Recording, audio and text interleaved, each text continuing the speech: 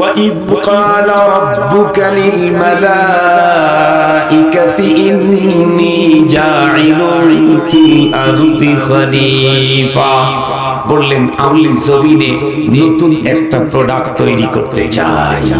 সুবহানাল্লাহ বলেন। এই কথা শোনার পরে ফেরেশতারা অবশ্য উত্তর করলেন, ক্বালু আতাজআলু ফীহা মান ইউফসিদু ফীহা ওয়া ইয়াসফিকুদ দিমা। ফেরেশতারা বললেন, ইয়া রাব, আপনি কি আবারও একটা প্রোডাক্ট এমন তৈরি করতে চাচ্ছেন যারা দুনিয়া থেকে ফিতনা ফাসাদ 2 নম্বরই করবে? ওনারা বুঝলেন কেমনে? বলে আগেরটা 2 নম্বরই করেছে জিন্নাত, এইজন্য। এরপরে ফেরেশতা আল্লাহ পাককে আরো বললেন, ওয়া নাহনু নুসাব্বিহু বিহামদিকা ওয়া নুকদ্দিসু লাক ক্বালা ইন্নী আ'লাম মা লা তা'লামুন। আল্লাহু আকবার বলেন। ফেরেশতা বলে, আল্লাহ আমরাই তো আপনার তাসবিহ তাকদীস তাকবীরের জন্য যথেষ্ট। আপনি আমাদেরকে যে ইবাদতে লাগায় রাখছেন এই মানের ইবাদত তো আপনার নতুন প্রোডাক্টরা করতে পারবে না। কেমন? আমাদের যাকে সিজদায় লাগায় রাখছেন ও তো হাত্তা কিয়ামত পর্যন্ত সিজদাতেই থাকবে। কেন? আমাদের পিছু টান নেই, আমাদের খাবার লাগে না, গোসল লাগে না, ঘুম লাগে না, স্ত্রী নাই, পুত্র নাই, কন্যা নাই, রাজনীতি নাই, অর্থনীতি নাই, চাকরি নাই, চাষাবাদ নাই, শুধুই সিজদায় কাটান। যাকে জিকিরে লাগায় রাখছেন সে তো হাত্তা শুধু জিকিরই করবে। আর আপনি যাদেরকে তৈরি করতে চাচ্ছেন ওদের খাবার আছে, স্ত্রী আছে, রাজনীতি আছে, অর্থনীতি আছে, চাষাবাদ আছে, পেশাব আছে, পায়খানা আছে, ঘুম আছে, গোসল আছে, কত কিছু। সুতরাং আমাদের মতো ইবাদত তোরা করতে পারবে না। আপনার ইবাদতের জন্য তো আমরাই যথেষ্ট। আল্লাহ কি বললেন? ক্বালা ইন্নী আ'লাম ক্বালা ইন্নী আ'লাম মা লা তা'লামুন। তরজমা হলো আমি যা জানি তোমরা তা জানো না। ভিতরের কথা হলো তোমরা যে ইমানের ইবাদত করো ওই ইবাদতের এক মজা, আর আমি নতুন প্রোডাক্ট যেটা তৈরি করতে চাইতেছি ওরা যে ইবাদত করবে ওই ইবাদতের আলাদা মজা। তোমরা যে ইবাদত করো এই মজার ইবাদতের জন্য আমি নতুন প্রোডাক্ট তৈরি করতেছি না, নতুন প্রোডাক্ট তৈরি করতেছি সিরিয়াস মজাদার ইবাদতের জন্য। সেটা কেমন? আপনাদেরকে আমার মতো করে বোঝাবার জন্য একটা মিসাল দিই।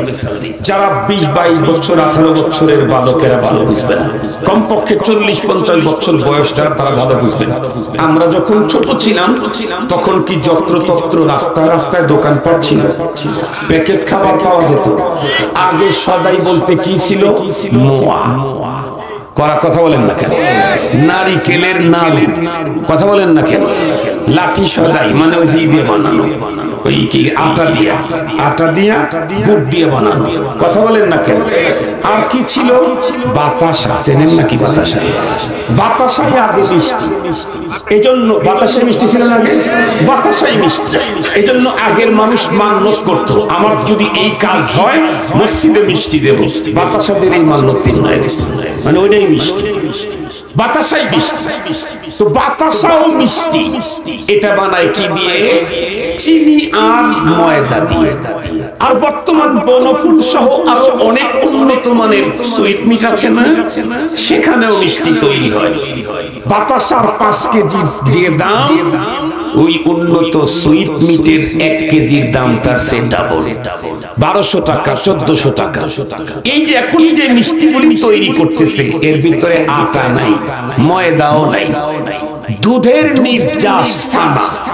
এরপরে আবার ওইটাকে ঘ্রাণ করতে, মজা করতে আরো অনেক আইটেম। এরপরে তৈরি হয় 1800 টাকা কেজি।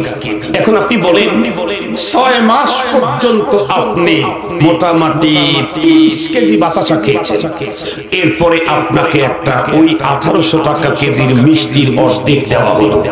এই মিষ্টির অর্ধেক মুখে দেওয়ার পরে মনে হবে কি 6 মাস না, 6 বছরে যা খেয়েছিলাম ওইটা কোনো মিষ্টি না। ঠিক বললাম না? ঠিক বললাম। আল্লাহ আল্লাহ তাআলা ফেরেশতাদেরকে বললেন, আমি যে ইবাদতের জন্য নতুন প্রোডাক্ট তৈরি করতেছি, এই ইবাদতের যোগ্যতা তোমাদের নাই, তোমাদের ইবাদতেও আমি মজা পাই, এটা বাতাসার মতো। আর আমি নতুন প্রোডাক্ট আমার বান্দা তৈরি করতেছি, ওরা যে সিজদা দিবে তোমাদের মতো লম্বা সিজদা দিতে পারবে না। ওরা সিজদা দিবে কিছুক্ষণ পরে পরে, সারা দিনে 5 বার আসবে, কিন্তু ওর একটা সিজদা এত মজা, তোমার কিয়ামত পর্যন্ত সিজদাতে যে মজা, তার চাইতে আমার বান্দার 2 সিজদাতে এর চাইতে বেশি মজা। কেন? কেন? কারণ তোমার সিজদার ভিতরে পিছুটান নাই, তোমার দিল অন্য দিকে যেতে চায় না, তোমাকে পরিবেশ ওখান থেকে সরাইতে চায় না, শয়তান তোমার কাছে ওয়াসওয়াসা দিতে যাইতেই পারে না। কিন্তু মানুষ যেটা আমি তৈরি করছি, ওর হাজার পিছুটান আছে, ওর ফ্যামিলি পিছনের দিকে ডাকবে, ওর স্ত্রী ডাকবে, সন্তান ডাকবে, ছেলে ডাকবে, মেয়ে ডাকবে, ভাই ডাকবে, বোন ডাকবে, এমনকি অনেক পিতাও নামাজ বিরোধী, অনেক মাও নামাজ বিরোধী, সুন্নত বিরোধী, স্ত্রী অন্যদিকে, সমাজ অন্যদিকে, রাষ্ট্র অন্যদিকে, রাজনীতি অন্যদিকে, অর্থনীতি অন্যদিকে, ফ্রেন্ড সার্কেল অন্যদিকে, এমনকি ওর ভিতরে যে খাহেসাতে নফস দিয়েছি, এটাও ওকে ভিন্ন দিকে টানতে থাকবে। এতগুলি টান আমার থেকে দূরে সরাবা। এরপরে যখন ওদের কানে আওয়াজ যাবে হাইয়া আলাস সালাহ, সকল টানকে ছিন্ন করে আমার বান্দা পাগলের মতো ছুটে আমার ঘরে ঢুকে হাত পা পরিষ্কার করে আমার কুদরতের পায়ের উপরে 2 সিজদা যখন দিবে, এই 2 সিজদা তোমার কিয়ামত পর্যন্ত সিজদার চাইতে বেশি মজা।